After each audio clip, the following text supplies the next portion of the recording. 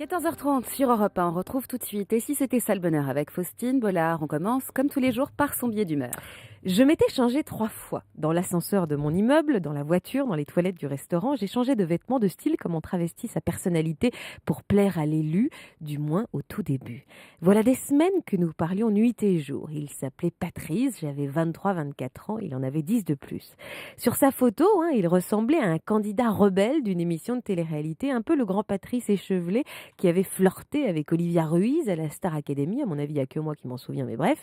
Disons qu'il était un doux mélange entre le bad boy au jean troué et t-shirt des Guns N' Roses qui nous a toutes séduites un jour et le véliplanchiste sportif à la barbe de 3 jours qui regarde la mer avec inspiration l'été quand il y a force 7 sur la plage.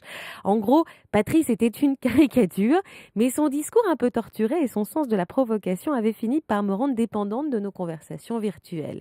Il était temps que nous nous rencontrions, moi Tinou 22 et lui pas de 75.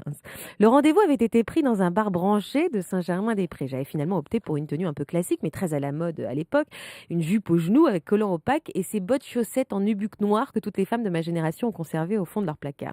J'étais fin prête pour rencontrer mon Dylan McKay, mais c'était sans avoir envisagé que le trentenaire non assumé pouvait avoir un peu triché sur sa photo.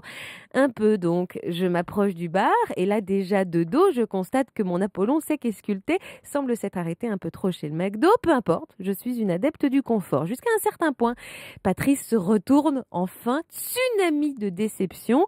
Sa photo doit dater d'au moins 20 ans. Le voilà, mèche de côté pour cacher son crâne dégarni, un foulard Hermès autour du cou, une dent noircie et une allure sérieusement homosexuelle. Patrice n'a rien de Patrick Swayze dans Point Break. En fait, il me fait penser à Didier Bourdon qui chante Auteuil-Neuilly-Passy. C'est fini. Mon fantasme vient de s'évaporer dans le verre d'alcool que je rêve d'ingurgiter. Alors évidemment, que faire dans ces moments-là? Se réconforter en se réjouissant d'avoir au moins trouvé un ami? Écoutez, j'ai pas pu. Alors que mon visage devait à peine trahir ma désillusion, j'ai entrouvert la bouche et je me suis entendue lui dire ça va pas être possible, non. Je sais, c'est moche, encore plus moche quand vous saurez que je suis partie en courant sans même me retourner vers Patounet. Le lendemain sur Internet, Patrice m'a quand même laissé un ultime message. Merci pour votre réaction. Vous étiez, quoi qu'il arrive, beaucoup trop bourgeoise pour moi. La claque. Dommage, pas de 75, parce qu'avec du recul, on aurait pu chanter ensemble. Auteuil-Neuilly-Passy, c'est pas du gâteau. Auteuil-Neuilly-Passy, tel est notre ghetto. Il cherche l'amour à tout prix, c'est le thème de notre émission du jour. Bienvenue sur Europe 1. Europe 1. 14h30, 15h30, et si c'était ça le bonheur?